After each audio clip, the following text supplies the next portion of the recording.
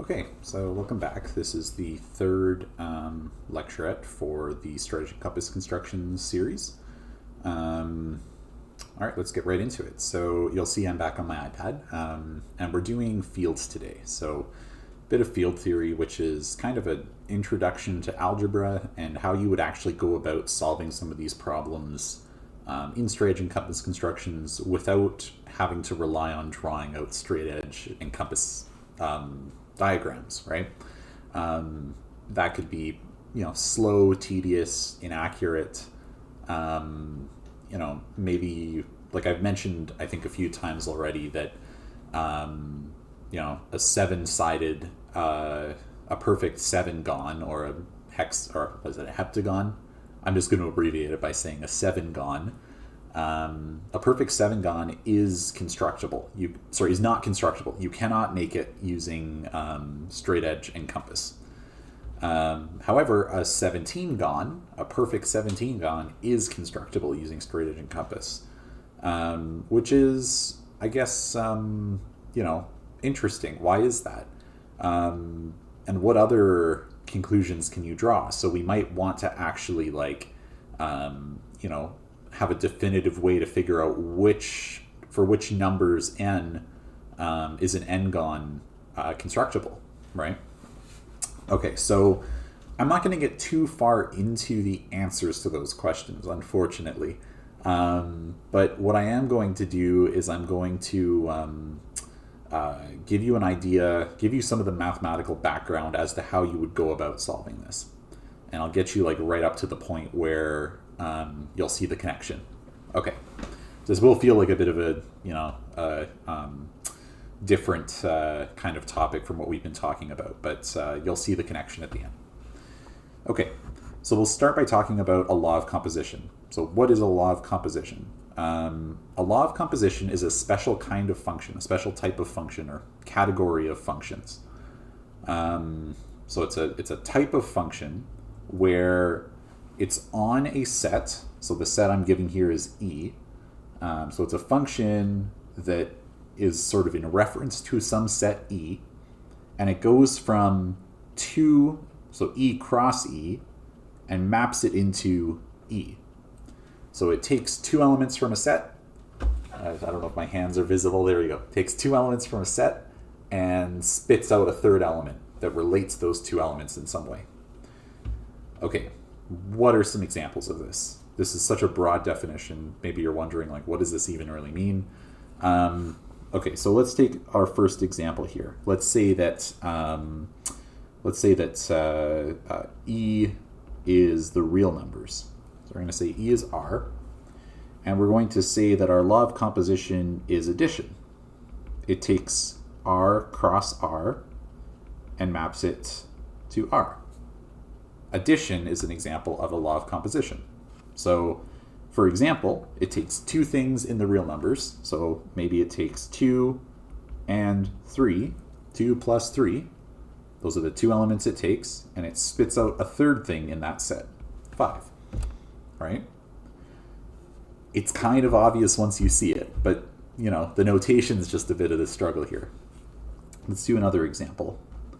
If E is, let's just say Q, so the rational numbers, then we'll define multiplication.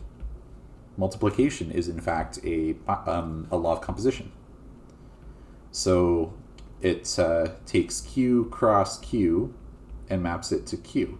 Now you might be wondering, multiplication is a function? Yeah, it is. It's a function. It doesn't look like a function, but it's a function. It's a function that takes two inputs, right? So if I go back to the addition example, I could write this as in function notation. I could write this as plus is a function that takes in 2 and 3 and outputs 5. It's just a weird notation, but it should work, right? Let's do multiplication. 2 times 3 equals 6. So if I apply the multiplication law of composition or function to the inputs 2 and 3, I'm going to get 6 as an output. It's a law of composition. Now, these might be two obvious ones. You're probably thinking of other laws of composition as I'm saying this, but one example, of course, is the exponent. So let's say that, I don't know, E is Z, right? I'm going to define an a law of composition here, which I'm going to just make it look like a little up arrow. And it's going to be a law of composition that takes Z cross Z to Z. So in this case, 2 to the power of 3 is 8. There you go. This power of function or law of composition works the same way. It's a law of composition. I'm going to give you one more that's sort of maybe less obvious so that you can see there's a lot of different kinds of these. Actually, maybe I'll give you two more. So let's go for one here, number 4. I'm going to say my set is, well, let's just say R. And I'm going to say that, let's see here. Well, let's define our operation. I'm going to call it star. And this star operation is going to take R cross R to R. So it takes 2 things from R, spits out a 3rd thing in R. That's how it has to be for it to be a law of composition. The other thing I should mention is that they have to be the same. So it has to be like 3 of the same. You can't have like R cross R to Z or something like that, right? It's got to be all the same. Okay, so an example here is, let's see, so we've defined this star operator, and I'm going to say that 2 star 3, or maybe I'll define this more broadly, I'll say like x star y, I'm going to define that to be equal to the exponential of x plus y. In other words, that's e to the x plus y, which is e to the x times e to the y, right? That's a law of composition. It's a weird one, but it's a law of composition, right? Okay. 5. Let's say that e is z this time, and let's say that our operator is this, I'm going to call it the up arrow operator. It's going to take z cross z to z. What is this operator? Well, I'm going to define it like this. X up arrow y is defined to be equal to the maximum of x and y. So it just spits out whichever is the biggest of the two. That's another law of composition, right? So there's a bunch of these. I'm just giving you a ton of examples here. Obviously, like, we aren't going to do crazy ones, but we're going to stick with 1 and 2 for fields. But anything that we do in fields, in field theory, you could use any law of composition you want. Typically, you just end up using, 1 and 2. But yeah, let's keep going. Okay. I'm going to scroll down here. Oh, there we go. Perfect. Okay. So, this is a big definition. Let's take it really slow. This is what a field is. So a field is a set. I'm calling that set K, using this like funky Blackboard font that you might see with like R or Q for like real numbers or rational numbers, or Z for integers, right? We use K for field. K, it's like the German word for field starts with a K, and whoever invented field theory was German, so we just use K. I don't know why. If you want to use F, that's fine. I don't care. I'm going to use K. That's traditional. So a field K paired with 2 laws of composition. So it's a field is a set K paired with 2 laws of composition. I'm calling those laws of composition plus with a circle and times with a circle. The reason I'm doing that is because for all of our examples that we're going to do, plus with the circle is just going to be addition, and times with the circle is just going to be multiplication. But if I wrote plus and times, then that would imply that it's actually always addition and multiplication, which it's not. You can use any law of composition you want, like we just did above. But, for our purposes, we're just going to keep them as addition and multiplication. All right, so a field is a set K. It's some set. It has two laws of composition on that set. So in other words, plus goes from, or plus with the circle goes from k cross k, oh, terrible writing, k cross k to k, and times with the circle again, k cross k to k. All right? So two functions, two laws of composition, and they satisfy the following axioms. First one's commutativity. Commutativity means that you can swap the elements. The order that you write them in doesn't matter. In other words, A plus B equals B plus A. I just wrote this out using proper notation. So I said for every K1 and K2 in that set K, K1 plus K2 equals K2 plus K1. The order that you add them in doesn't matter. The same thing is true for multiplication. K1 times K2 is equal to K2 times K1. That property is called commutativity. Let's talk about associativity. Associativity means that the order that you do things doesn't matter. That's all it really means. The order that you do things doesn't matter. So in the first line here, this one here, you see that I have, so for every K1, K2, K3 in K, so I have three objects, K1, K2, and K3. These are, maybe numbers, things like that.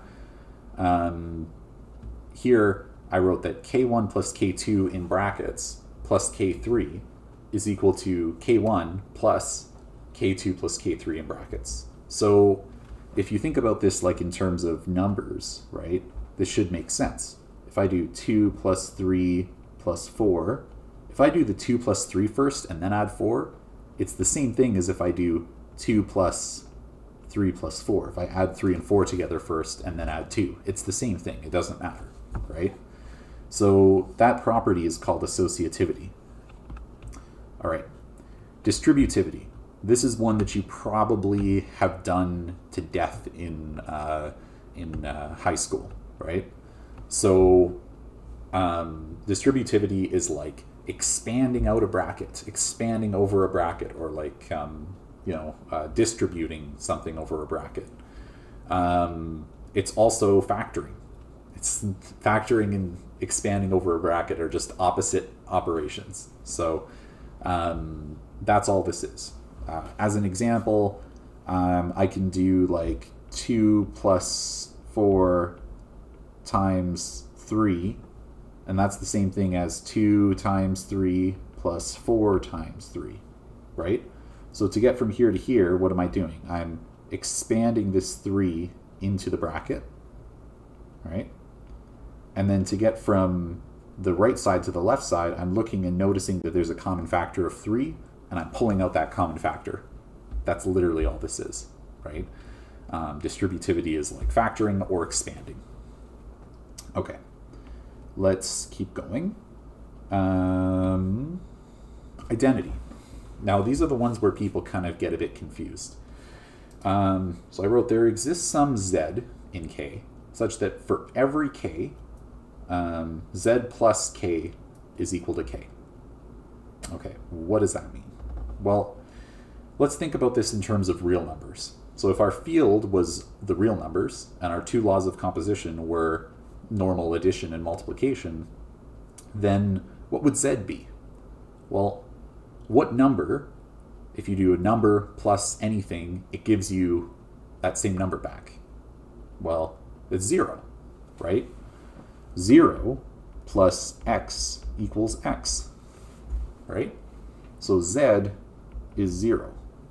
Now you might be wondering, why am I using z and not just writing 0?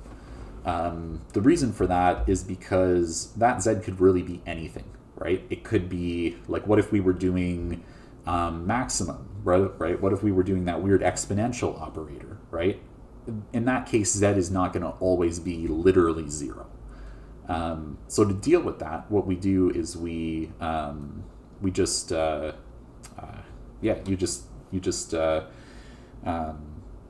a z instead of putting 0 and making it specific. We leave it abstract. We give it a variable name. In our cases, z is going to be 0. Then the next line here I wrote, there exists some I in k, such that for all k in k, I times k equals k. This is the same thing, but for multiplication, right? This I object and the Z object, we call them the identity objects. Okay, what is this I? Well, let's think about it in the context of the real numbers using normal addition, normal scalar multiplication. Okay, so what times anything equals anything, right? Or if you take a number, multiply it by something, you get that number back. What's that something? Well, that something is 1. 1 times x equals x, right? So in this case, I is 1. There are different laws of composition you could use where this is different, right? Okay. Inverses is our last one. Inverses are kind of what you would think. They're that every element has an opposite element under both the two operations, the two laws of composition. So let's think about this in addition. Or actually, let me start off by reading out this definition here. So the definition here says, for every k in k, there is some L in k, such that k plus L is Z. Okay, well, we know Z is 0. So we said for every k, if you give me a k, I can give you something such that when you add them together, you get 0. Well, what's that something? Well, that something is negative k, right? If I plug in negative k for addition. So addition, the inverses in addition are negatives, right? To undo addition, you add the negative. And then for multiplication, it's the reciprocal, right? So it's 1 over. So again, k times x equals 1. We know I is 1, right? You give me some k, I have to find an x so that when I multiply my number by your number, we get 1. What's my x? Well, my x is going to be 1 over k. If I multiply 1 over k times k, I get k over k, which is 1, right? So to undo multiplication, you multiply by the reciprocal. Okay, hopefully that makes sense. Now, you can kind of work past this a little bit and simplify it. This whole inverses and identity thing, you can combine those to say that there are two other laws of composition. Maybe I'll write them out here. So you could say that there are two other laws of composition, and I'll call them minus with a circle and divided by with a circle, right? More laws of composition that just work like subtraction and division, right? So basically, a field is a set that has all 4 basic operations: addition, multiplication, subtraction, division. Yeah. Okay, so maybe you're starting to see some of the connection between what we did last lecture and what we're doing now. Let's go through some examples here. So what are some fields? Well, R is a field with with addition and multiplication. That's usually how we would write something like this. So we would put it in brackets and say R plus times is a field. It's a weird way to phrase it, but it's saying like R is a field with multiplication and addition. Also, Q with multiplication and addition is a field. Now, maybe you're wondering, is Z with addition and multiplication a field? The answer is no, it's not. Is not a field. Why is it not a field? Because it doesn't meet the second inverses requirement, right? So the second requirement for the inverses, there's no multiplicative inverse. There's no inverse for multiplication. So if I have 2 integers, say I have an a, and I multiply it by, say I have an integer a, and I want to multiply it by something so that I get 1. Well, how does this work? Let's say that I my integer is 2. Well, what integer can I multiply this by so that I get 1? Well, you can't, right? There's no integer. The only number that you could do is 1/2, right? But 1/2 is not an integer. So there's no integer that can satisfy this equation.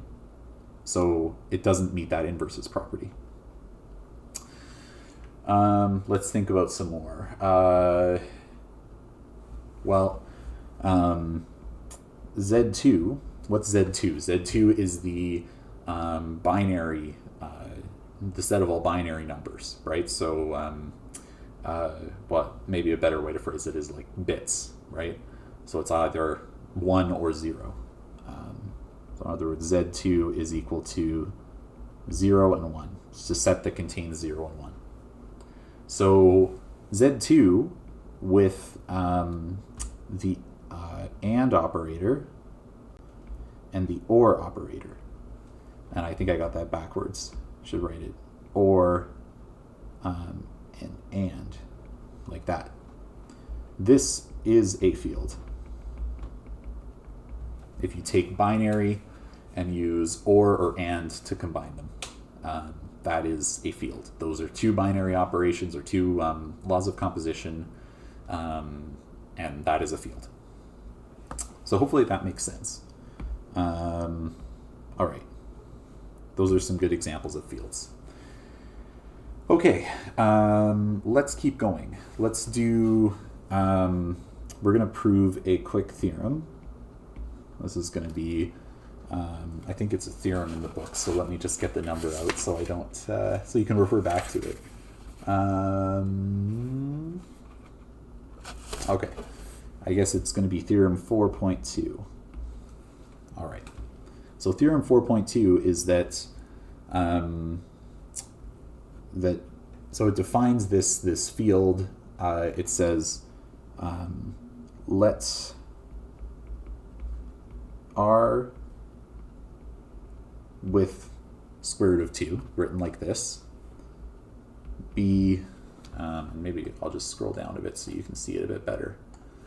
Let R square root of 2 be the set A plus square root of 2 times B, such that A and B, sorry, did I write that wrong? Yeah, I meant to write Q here, where A and B are rational numbers. Okay, so what's an example of something in this set? So some things in this set could be like normal rational numbers. So like 1 is in that set. -2 is in that set. Fractions are in that set, so 1/3 is in that set. But there's also this extra square root of 2 piece. So square root of 2 is in that set. And also combinations of where you take a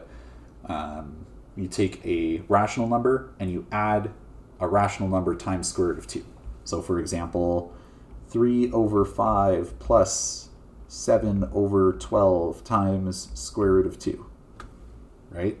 So it's something plus something times square root of 2, where those two somethings are rational numbers. Okay, I'm going to get rid of some of this if I can. There we go. All right. So our task for this theorem is to show that Q with the square root of 2 is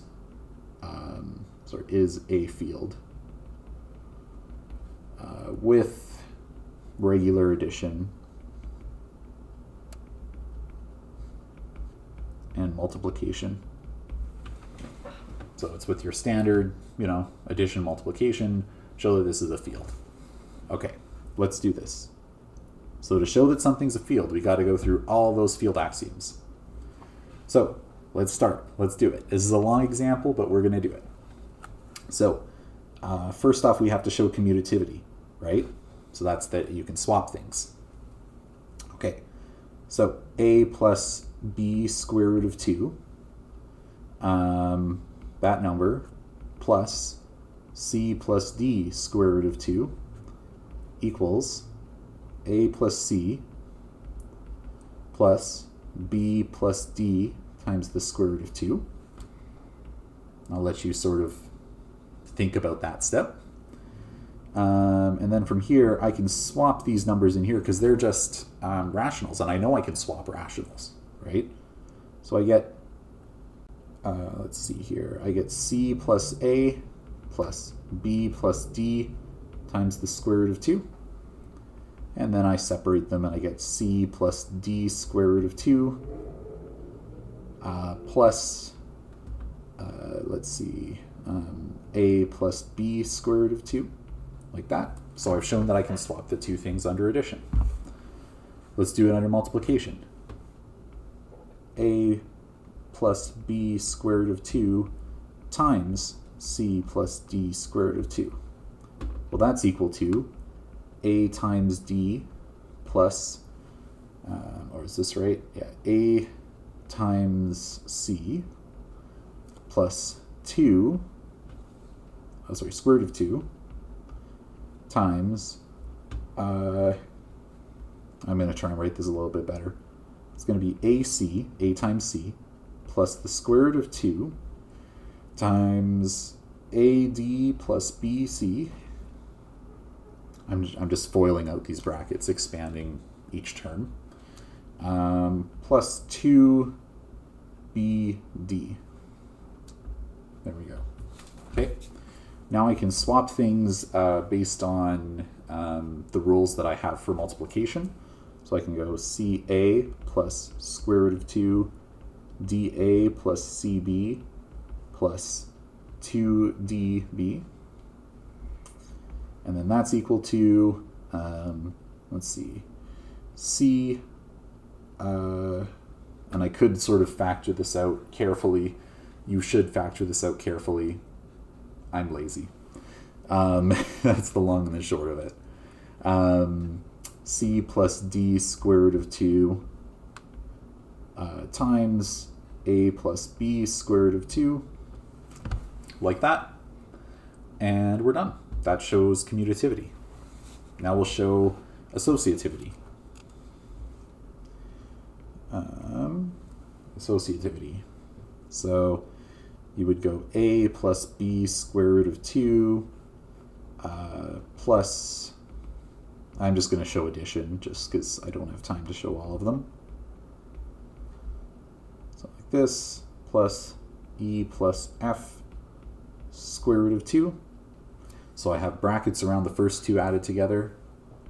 This is equal to, I'll do the addition inside the brackets first, and I'll get A plus C plus B plus D times the square root of 2 plus E plus F times the square root of 2, like that. Now I'll multiply, or I'll add those two together, and I'll get A plus C plus E plus B plus D plus F times the square root of 2, like that. And then next step I will do is I'll use the associative property for Q. I can move the brackets inside of each of those larger brackets. So I could write this as A plus C plus E plus B plus D plus F times the square root of 2. So see what I did there? I moved the brackets over. And then from here, I can go backwards and go, okay, well, this is the same thing as A plus B square root of 2 plus C plus E plus D plus F times the square root of 2. And this is the same thing as A plus B square root of 2 plus C plus D square root of 2 plus E plus F square root of 2, square root of 2, like that. And that's associativity done. for addition. You do the same thing for multiplication. It's just a little bit more effort for this one. Okay. 3 is distributivity. So let's do distributivity. A plus B. We want to show A plus, oh shoot, come on here. Pencil's not working. Let me just try reconnecting it and deconnecting it. Sometimes that helps. There we go. A plus, so we want to show A plus B square root of 2 plus C plus D. Actually, I should write this a bit differently. Let's do A plus B square root of 2 times C plus D square root of 2 plus E plus F square root of 2. So the idea here is that you could expand this. We want to show that you can expand this out. Okay, this is equal to, let's do the brackets first. So we'll get A plus B square root of 2 times, now let's do inside the bracket, so we get C plus E plus D plus F times the square root of 2. And now we will multiply them. So we'll get, let's see, A times C plus E plus the square root of 2 times, let's see, B times C plus E plus A times D plus F, and then plus 2 times B times D plus F. Like that. And what do we do from here? We can expand within each of these little brackets. So I'm going to use a different color maybe and go, going to expand here, I'm going to expand here, here, and here. And so when I do that expansion, I'm going to get AC plus AE plus square root of 2 times BC plus BE plus, let's see, maybe I'll leave these brackets off. BC plus BE plus AD plus AF plus 2 times BD plus BF. All right, we've got this mess done. Now what do? Now we have to rewrite this using our old way of writing it.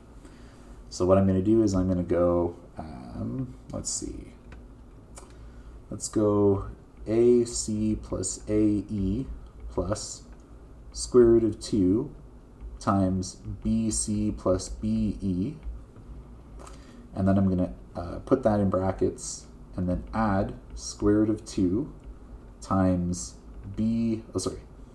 AD plus AF, so I'm just splitting this up, plus 2 times BD plus BF.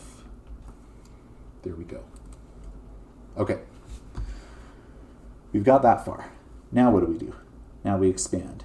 So we get, this side becomes AC, sorry, A plus B square root of 2 times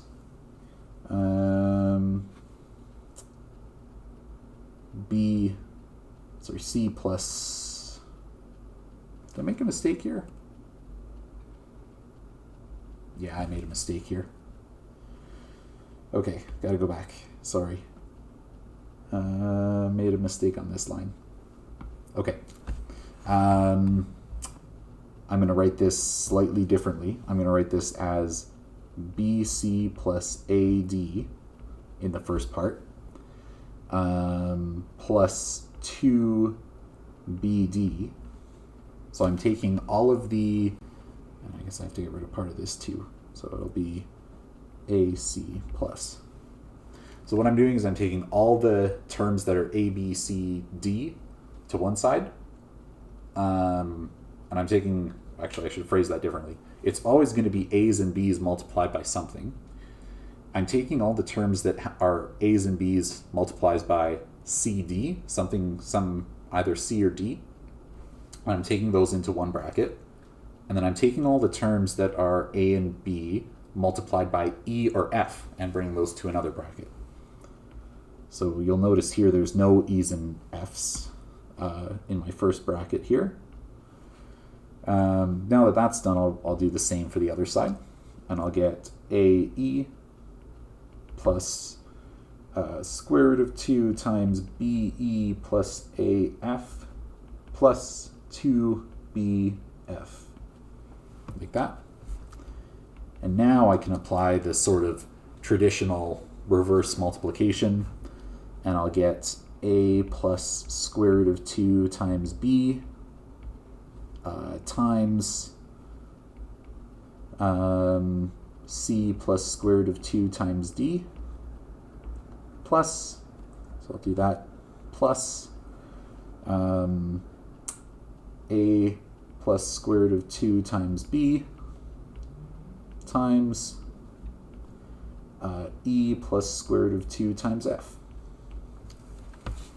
So what I've done here is I've shown that multiplication is distributive in this set. Now let's do the identities. How are we doing for time? Oh, getting close. Okay. So for the identities, what would be the identities for these sets? So if you give me some a plus b square root of 2, I want to add something so that I get a plus b square root of 2 back. This one's pretty easy. It's 0 plus 0 times the square root of 2, right? That works out fine. And then the next, for multiplication,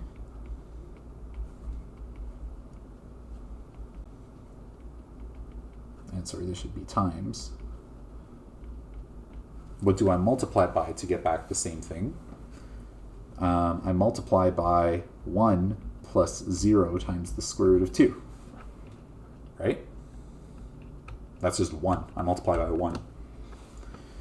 So that means that 0 plus 0 times the square root of 2, that's our z, and 1 plus 0 times the square root of 2, that's our I. All right, that's identity done. Now we'll do inverses. So if you give me some a plus b square root of 2, what can I add to it so that I'll get back a plus b, sorry, I'm writing this wrong, 0, I'll get back z, which is 0 plus 0 square root of 2. Well, it would have to be negative a, right? Negative a plus, or I guess minus b times the square root of 2. So if I add those two together, the a and the minus a cancel out, and the b square root of 2 and the minus b square root of 2 cancel out. So you get 0 plus 0 square root of 2. You can do that inverse for anyone, you'll get an inverse. Okay, multiplication. A plus b square root of 2 times something, and maybe I'll do this a bit lower so it's easier to see, times something equals I, where I is 1 plus 0 times the square root of 2. What do I multiply by to get 1? Well, I want to multiply by the reciprocal, right? So what's the reciprocal here? The reciprocal, now this one's a little bit tricky. Maybe you have to think about, how do you deal with these inverses? You end up getting that's 1 over a plus 1 over b times the square root of 2 will work. All right, hopefully that makes sense. And if you have any questions, let me know. Yeah, awesome. Sorry, there's still one more step I want to cover before we stop this recording. I know I'm getting right up on time, but there is one more thing I want to talk about, which is the connection here. So you may have noticed that there was, like in the last sort of part of lecture 2, we covered two different things.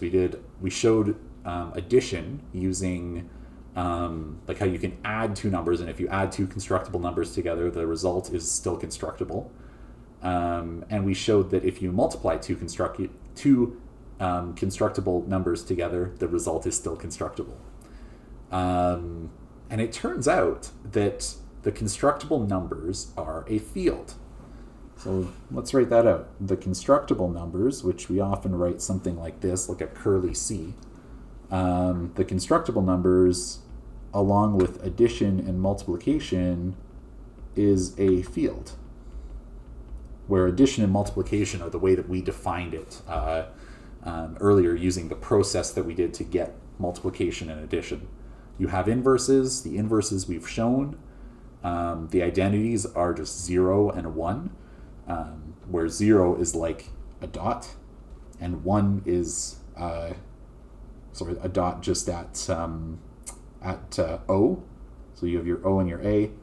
The 0 would just be a dot at O, and then this would be our Z, and then our I, our multiplicative identity, would be a straight line from 0 to A, from O to A, I should say.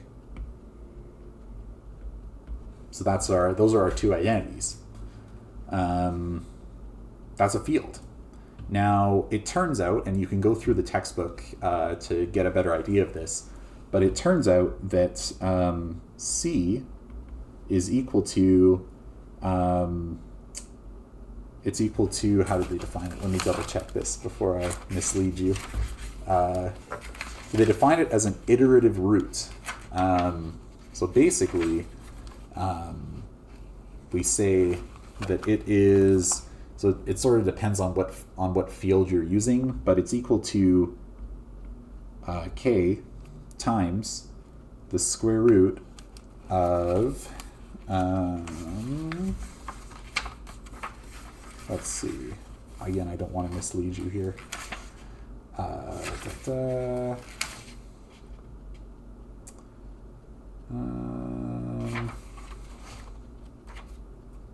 Just going to go through this a little slowly, sorry.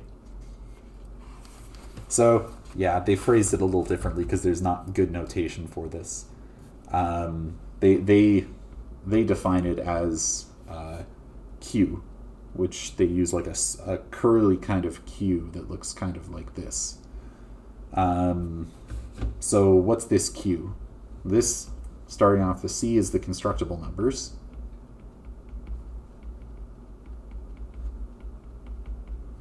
And Q, this is going to use some set theory. Q is the union of a bunch of quadratic extensions. So what we just did here was the quadratic extension using square root of 2. It's just the union of all of them like this. So it would be Q square root of 2 plus Q square root of 3. Or sorry, I don't know why I wrote plus. Union. Q square root of 3. Union. Q, you don't need a square root of 4. Square root of 5 you need. Plus Q, right? And you just, or union. And you keep going like this, right? So you just do the union of all of these square roots. Or these quadratic extensions, I should say. Which are all fields. And the union of them is a field. And that field is equal to the constructible numbers. So you can construct, this is sort of the long and the short of it, is you can construct any length or get a constructible number for any point where the number is a rational number. We've shown you can hit every rational number. You can also hit any square root, right? So it has to be a rational number or a square root. It cannot be a cube root. Right? It cannot be a cube root. It cannot be like a fifth root. Just square roots is all you can do. So hopefully that makes sense. Square root of anything. You can take repeated square roots. You're allowed to do that. So for example, and I guess my my thing was a little bit scrolled off here, so sorry about that. For example, you can do the square root of the square root of the square root of 2 is constructible. This is actually just equal to the cube root of 2. Or not the cube root. Why did I write cube root? The fourth root. And you can think about that using like exponents, right? If you did like 2 to the power of 1/2 to the power of 1/2, that's equal to 2 to the power of 1/4. So you can get things like that, iterated, repeated square roots. But yeah, that's what the constructible numbers are. And this simple fact here proves the fact that and actually I should probably note here that the cube roots do not form a field. So for example, cube root of 2 is not a field, right? So because of that fact, you end up getting that you cannot construct a length that's like the cube root of 2. This was one of the historical problems called cubing the square, right? Which you are not able to do. So hopefully that makes sense. That's all I'm going to talk about with fields. Next up, we're going to do our last lecturette, which is on constructible n-gons, polygons, right? How do you construct some of these different shapes? It's going to be more of a fun kind of last lecturette on like how do we actually construct each of the different basic shapes. So hopefully you look forward to that, and yeah, we'll see you then.